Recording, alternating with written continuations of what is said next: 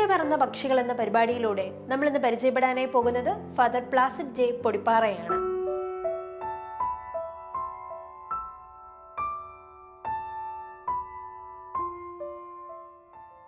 മാർത്തോമ നസ്രാണികളുടെ അനന്യതയും തനിമയും ലോകത്തിന് മുന്നിൽ വിളിച്ചോതിയ സഭാ വിജ്ഞാനീയ പണ്ഡിതനായിരുന്നു ഫാദർ പ്ലാസിഡ് ജെ പൊടിപ്പാറ.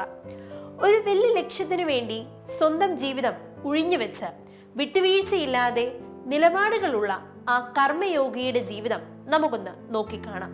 പ്ലാസിഡ് അച്ഛന്റെ വിജ്ഞാന ദാഹം ലോക പ്രശസ്തമായിരുന്നു. 1930 മുതൽ നീണ്ട 24 വർഷക്കാലം ചെത്തിപ്പുഴ CMI മേജർ സെമിനാരിയിൽ പ്രൊഫസറായി അദ്ദേഹം സേവനമനുഷ്ഠിച്ചു. തലമുറകളോളം വരുന്ന വൈദികർക്ക് സഭാ ചരിത്രത്തിലും നിയമത്തിലും അറിവ് പകർന്നു നൽകിയ അദ്ദേഹം തിരുവിതാംകൂർ സർവകലാശാലയിൽ സുറിയാനി ഭാഷയുടെ പരീക്ഷകനായും പ്രവർത്തിച്ചിട്ടുണ്ട്. കേരളത്തിലെ പുനരൈക്യ പ്രസ്ഥാനത്തിൽ അച്ഛൻ നൽകിയ സംഭാവനകൾ നിസ്തുലമാണ്.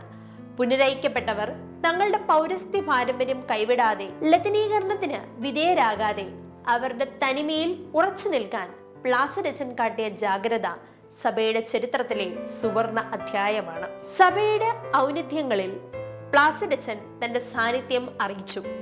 പൗരസ്ത്യ സഭകളുടെ കാനോൻ നിയമം ക്രോഡീകരിക്കുന്നതിനായി 1934 രൂപീകരിച്ച പോന്തിഫിക്കൽ കമ്മീഷനിൽ അച്ഛൻ അംഗമായിരുന്നു. കർമ്മലീത്ത സഭയുടെ 1ാം ഡെഫിനിറ്റർ ജനറൽ എന്ന പദവിയും അദ്ദേഹം വഹിച്ചു. 1953 കർദിനാൾ തിസ്റാങ് കേരളം സന്ദർശിച്ചപ്പോൾ പ്ലാസിഡ് അച്ഛനെയാണ് തന്റെ സെക്രട്ടറിയായി തിരഞ്ഞെടുത്തത്. ഈ സന്ദർശനം സിറോർ മലബാർ സഭയുടെ ചരിത്രത്തിൽ നിർണായകമായി.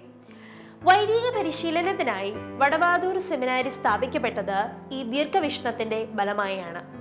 സഭയുടെ ഭരണ അതിർത്തികൾ വ്യാപിപ്പിക്കുന്നതിനും പുതിയ രൂപതകൾ രൂപീകരിക്കുന്നതിനും കർദിനാളിന് കൃത്യമായ മാർഗനിർദ്ദേശങ്ങൾ നൽകിയത് Placid അച്ഛനായിരുന്നു.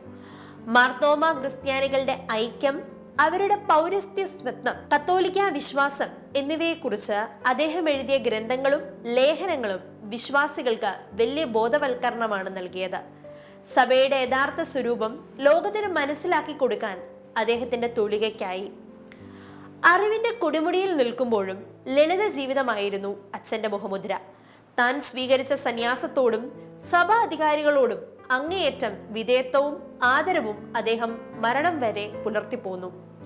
1984 April 27 Payippad നാലുകോടി Saint Rita's ആശുപത്രിയിൽ വെച്ച് ആ പണ്ഡിത ശ്രേഷ്ഠൻ നിത്യതയിലേക്ക് യാത്രയായി.